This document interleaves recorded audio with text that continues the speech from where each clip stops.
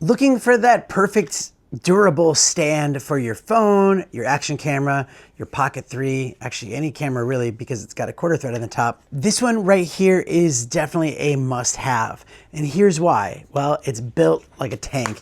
It's kind of lightweight, but has weight to it, which is what you want in a tripod. So you have your tripod legs that stick out, they open up. And I do love that you can tighten it here. So if you want your legs to be a little bit like further in or further out, you can tighten it however you want in between and it will stay.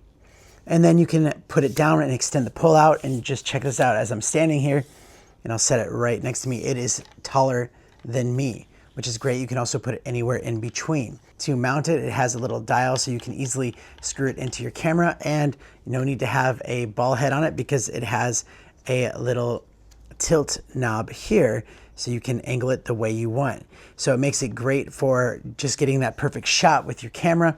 Or even if you have the tripod legs in, you can still use it as a selfie stick if you need to, and a very long one at that. So really high quality. You could definitely tell when you're touching it here, like it is strong and it's gonna be a great one for you.